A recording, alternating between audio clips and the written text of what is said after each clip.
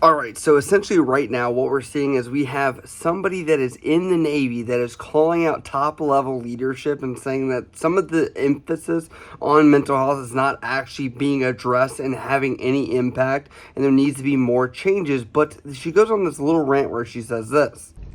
I want to talk about the Brandon Act. So in 2018, Petty Officer Brandon Caserta ended his life by jumping into a helicopter rotor to make a public display against his command and his chain of command for all that they had done to him. His family has shared his note and notes that he left to other friends, and they've been working on this Brandon Act since then, and that was in 2018. In 2022, Congress passed the Brandon Act, and it took until July of 2023 for this to come out for the Navy. So this is the all-nav message signed by the Secretary of the Navy, came out July 11th, 2023, and it talks about immediate implementation of the Brandon Act for the Navy and Marine Corps. We must transform the way we approach mental health, promoting open dialogues, removing barriers to care, and encouraging our service members to prioritize mental well-being, not just during times of crisis, but as part of their everyday routine. Allow service members to seek help confidentially for any reason at any time in any environment, thereby reducing the stigma associated with seeking mental health care. Commanding officers and supervisors must ensure service members understand the procedures to request a referral for a mental health evaluation. Ensure service members who request a mental health evaluation are referred to a provider as soon as practicable. Treat referrals for mental health evaluations in a manner similar to referrals for other medical services. Maintain privacy protections. Be trained to recognize personnel who may require mental health evaluations based on the individual being in imminent danger to self. Leaders at all levels should be aware of and promote the many behavioral health and non-medical resources available. And then it goes on to list some of these resources that we have. Sailors and Marines are empowered and encouraged to directly seek mental health services as desired from any of these resources, including from mental health clinics, and do not need to wait on a referral. Here's the best part. No amount of programs or policies can replace the value and impact of engaged leaders in building teams where mental health is prioritized, normalized, and promoted. Leaders have a disproportionate impact on their followers. This is just a couple of paragraphs to say immediate implementation. It absolutely changes nothing. There is not a single thing that came out in this document that changes anything for sailors or Marines, except the fact that if you understand how, you can request a mental health evaluation immediately. An evaluation is only an evaluation. It doesn't give you care. It doesn't give you treatment. It doesn't give you therapy. It doesn't give you medication. Even though you don't have to wait on your referral, you still have to wait to get seen by those providers, sometimes for months. What are we doing to fix the source of the mental health problems? Because as it says in here, leaders are the main source, the disproportionate impact. Go down to the root cause and find out that piss poor leadership is the cause of most of these mental health problems.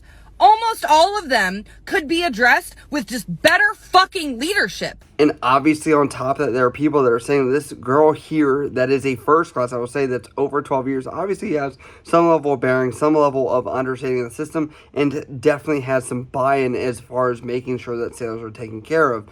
Now, that is something that should be noted as people even in the comments are saying this. As you see here, J.H. Loeb says, create a system where the box checkers get leadership opportunities and those with personality and temperament to do it don't.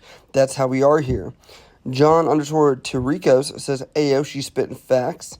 What should be noted on top of that is that this has already been kind of being addressed as far as top-level leadership. Even before this went viral, as we saw the Master Chief Petty Officer of the Navy has been posting on the U.S. Navy official Instagram page with the top Admiral Chaplain talking about this as well, but that's not where this stops.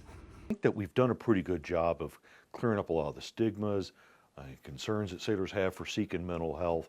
How do you speak with a sailor or with their family members when they're struggling with the concerns that'll affect a sailor security clearance if they seek mental health? The Navy is really positioned to try to get people the help they need. We're not trying to put barriers in the way. Seriously, if they're concerned about a security clearance, maybe the first person they should talk to is the chaplain. The chaplain owns absolute confidentiality. So if you're going to talk with a chaplain, you kind of want to unpack it.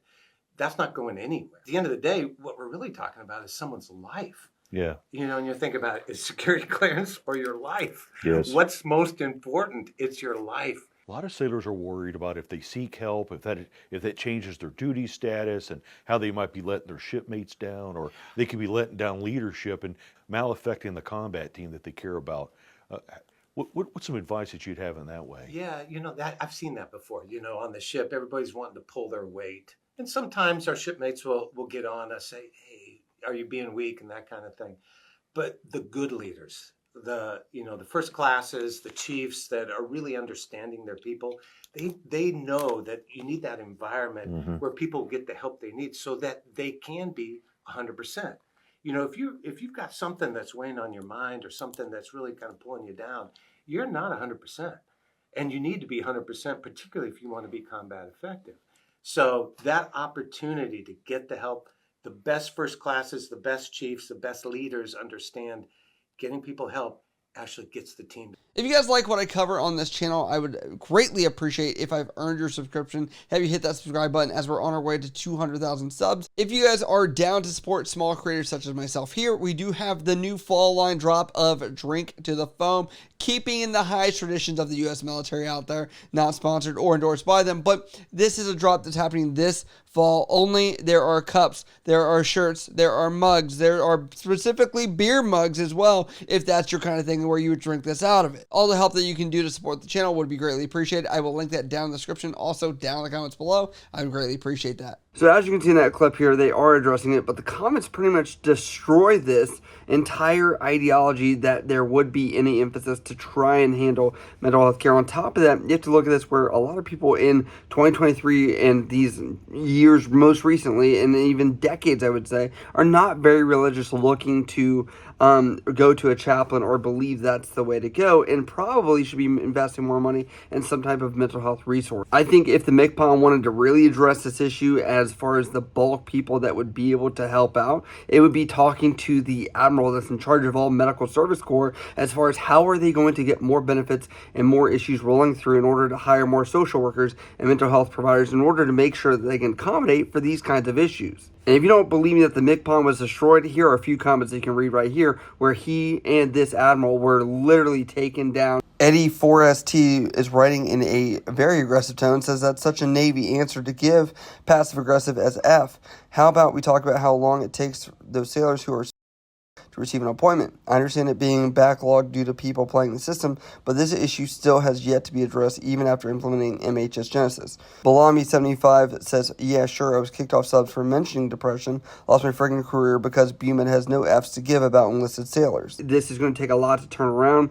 I would say that if you're seeing the E6 say this and you're seeing the top people up here that are admirals in the Master Chief Admirals of the Navy, that is putting pressure on the middle management, which is your chief petty officers. Those are your commanding officers. Those are your people that are kind of in that local area of each command that they're looking to make sure that they are, doing right by sailors or by service members in general to make sure they're taken care of. So I think that a lot of people are right on the head when they have comments like this. But as always, this gets to the point of the video where I ask you guys, what do you guys think about this situation as we're seeing it unfold? I do believe that this is a big ship that's going to take a long time to turn, but those are just my thoughts and opinions. As we know, the discussion continues